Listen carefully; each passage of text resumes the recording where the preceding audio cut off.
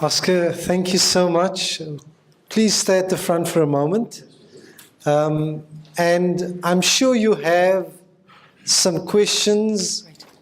Thank you very much. That was really very informative. I just wanted to ask, in your risk assessment tool, I wasn't sure if I saw anything related to staff and like staff morale and absenteeism.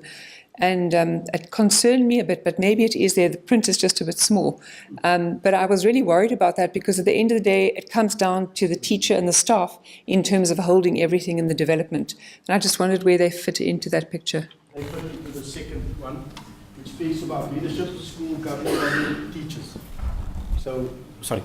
That is where that particular the one that you've raised, that is where that will be applied. And colleagues, I need to just maybe reiterate and say this, that whatever measures is put into the school is not only for learners, it is for educators as well.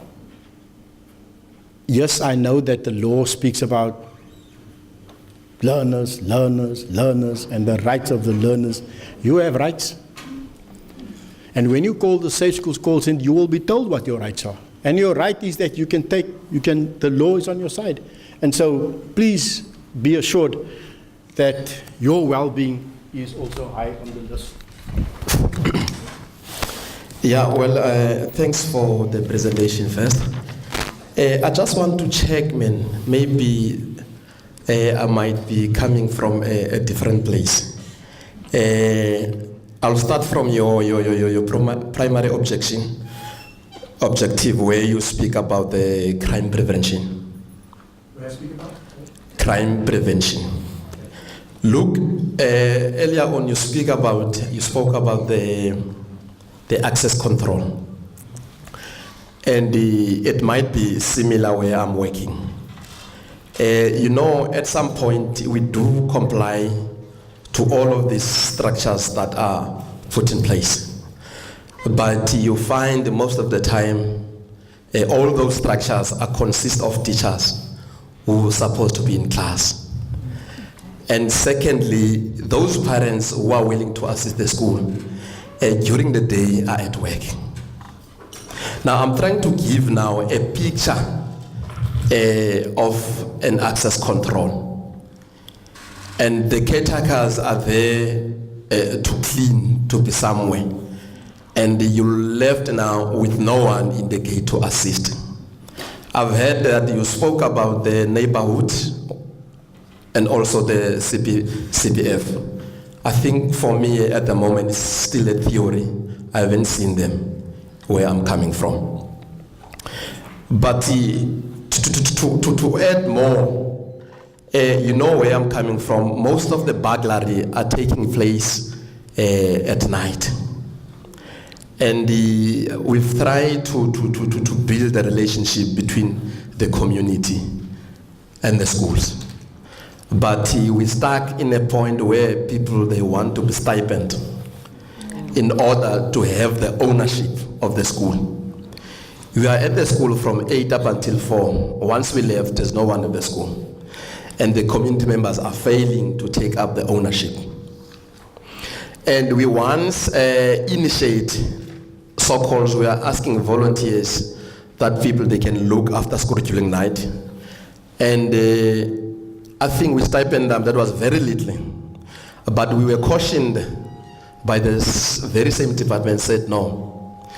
Anything that should happen to those people, you are into account. And our schools, where I'm coming from, sorry for that, a burglary is taking place, I think, weekly and week out. I'm coming from a school where it has 64 schools. And a burglary is what we live. It's not for something that we are reading from the papers and newspapers. So I'm trying to check how possible that we can be assisted. You're coming from 64 schools, you're talking about Khayelitsha. You are correct. Okay. Access control. Yes, we do not have a warm body to be standing at the gate all the time to open and close the gate. So what we have encouraged schools as well as the co-ordinators is to support the school in that regard by installing a Videocom motorized. If there is no motor on the gate, we will have the motor installed on the gate and then an intercom with a camera at the gate.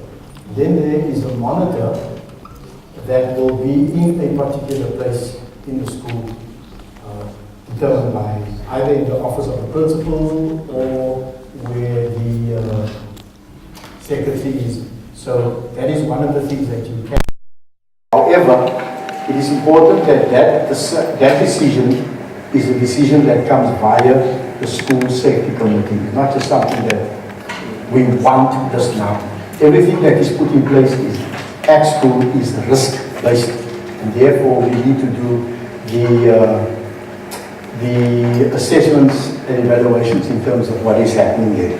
So that, in terms of the gate, that is how we can support. Then the point that you raised about volunteers, that is an important point. If you, as a governing body, employ somebody from the community, the school can be fined by SIRA, who is the Security Regulating Authority, 1 million rand. Now, no schools have lots of money in the budget, so they don't have a problem with that. But that is the risk. Now, how do you overcome that risk? There are schools of whom I know where they actually capacitate those parents, or not parents per se, volunteers in the area, and they support them to be registered or to do the SIRA course. And so they assist them in that way. And of course the Department of Community Safety also come on board, because if anybody does a voluntary job at school and the person is injured, the SGB is going to be sued. Unless the SGB has taken out policies or whatever the case may be for the protection of those persons. Now, the other point that my colleague has referred to is the issue of burglaries and vandalism.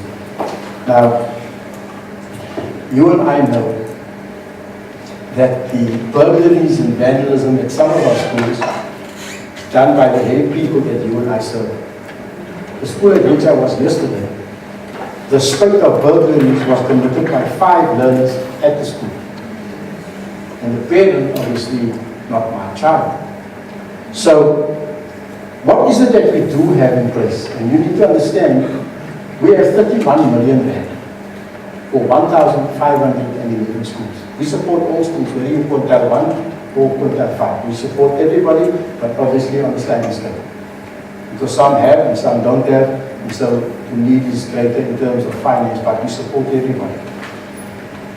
So, in terms of putting security at schools 24/7, it's not going to happen. Not on the budget that education is. However, there is discussions within the Department of Community Safety, and yes, my colleague spoke about Neighborhood Watch. You see, the whole way in which Neighborhood Watch, and maybe Professor Cartwright maybe can add if he feels he wants to, the regulating of the Neighborhood Watch has changed, and therefore all Neighborhood Watches must be registered. And so we are working very closely with the Community Policing Forum to get them registered, so that even at night there is some work that they do. And then there's another group of people in the city of Cape Town where we are also busy with discussion. They are known as Facility Protection Officers. Now, a Facility Protection Officer is a qualified security, and what they do is, the city of Cape Town is divided up into different zones.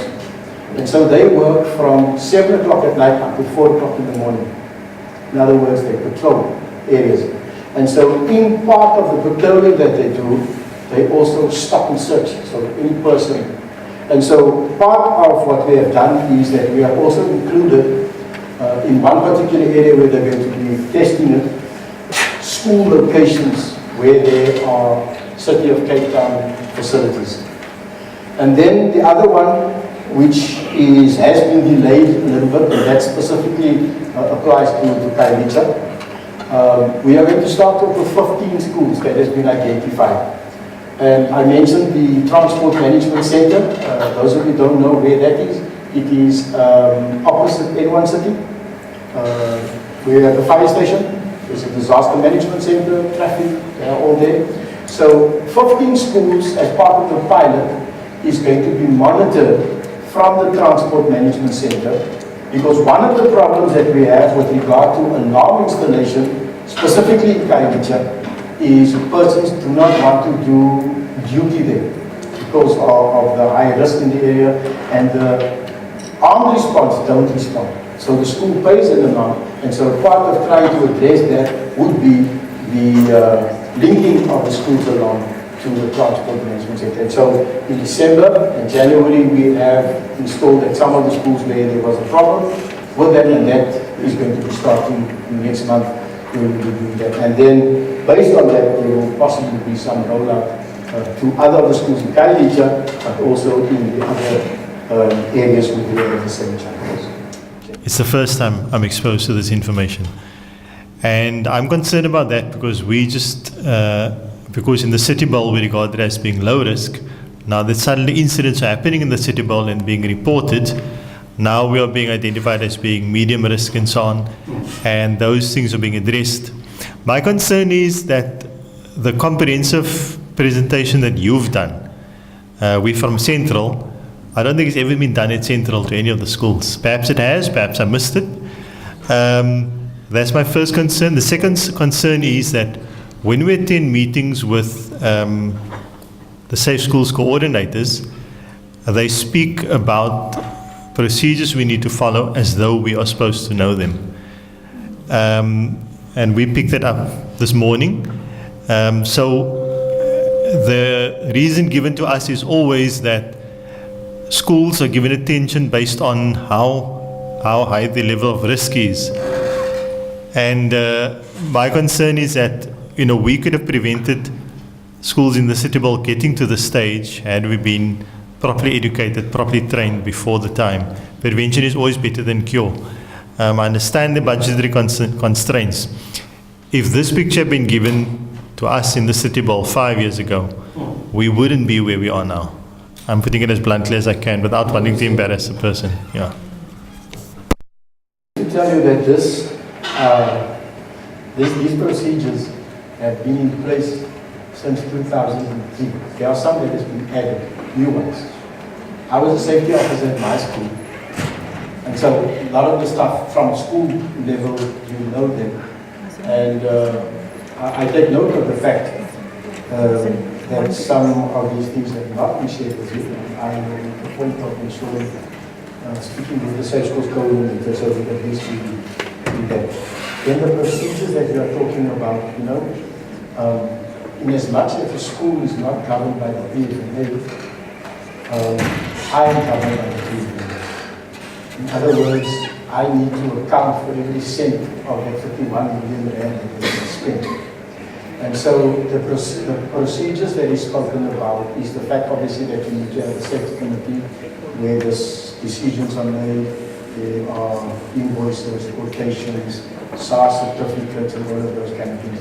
But the Safe Schools team is supposed to guide you through that.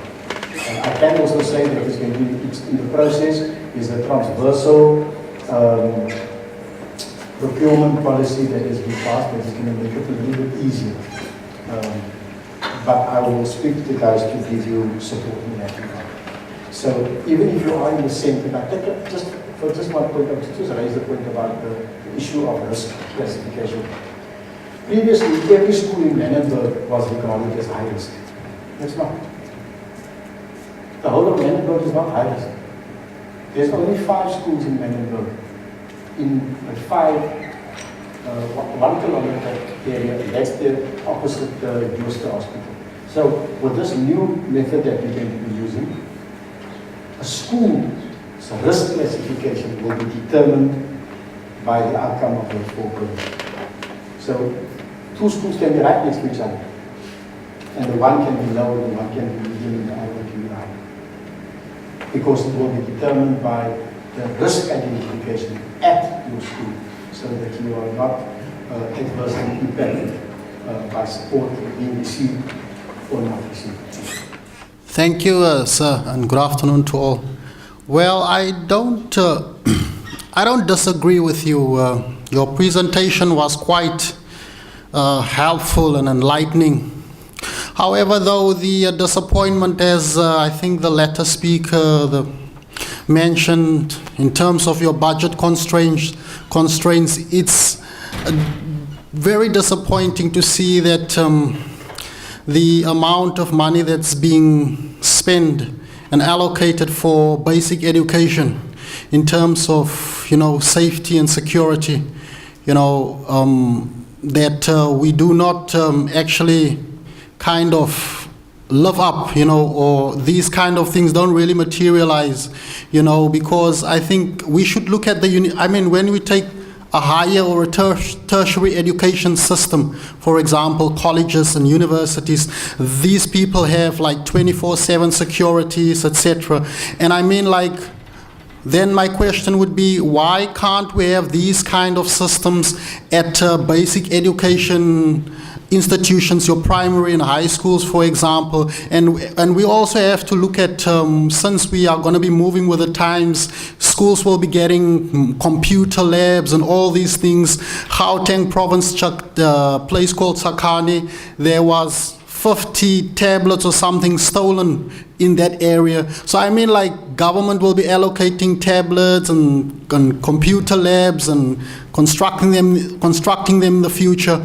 And we need to look at moving with the times and trying to come up, with a kind of a more altruistic approach, and instead of just saying, okay, this 31 million is too much limited, and let's rather say, okay, let's put in more money, because we need to really, because even our fencing structure, just lastly, these people are jumping over the fences, and this thing mustn't be like just another talk shop, because our areas is like really crime infested. We have gangsters in our areas that is messing up things, making things unstable for us. These kids, as we have a drug smuggling system.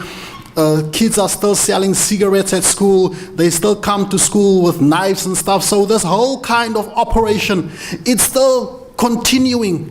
And so then we come to these events, we have this kind of a conference, and we have your beautiful slides and things, but when we go home from here, these things still continue.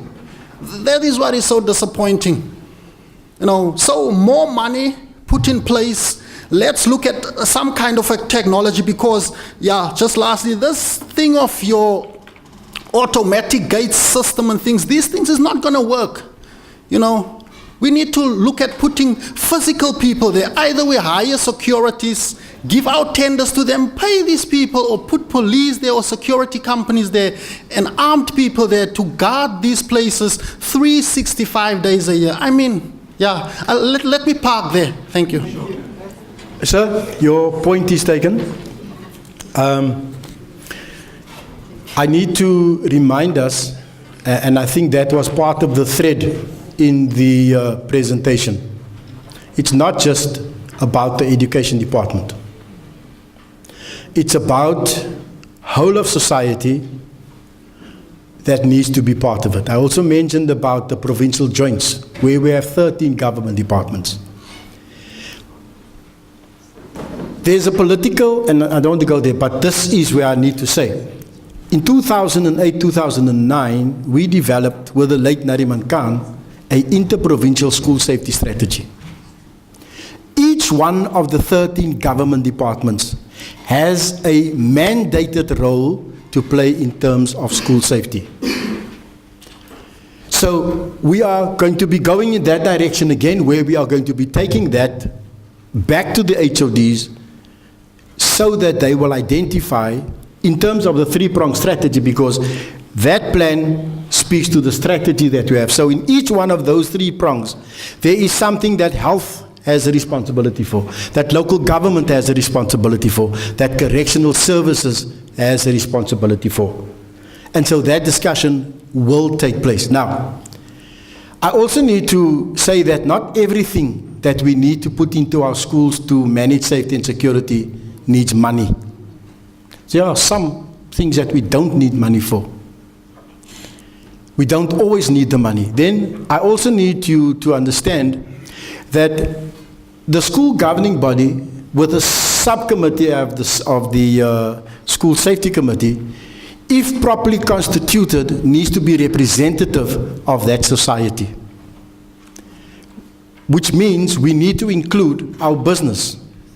We need to include our ward councillors whom we have voted into that positions. And so what I'm saying to us is, yes, it appears as if it seems that it's just us, but we need to also step out and get those persons involved, and I know it's not an easy thing. I also need to underline the point also that when it comes to the matters of safety and security, the governing body of your school has an important role to play. Not just about how much school fees the people must pay and how many governing body posts we need. It is also about taking into consideration the safety at school.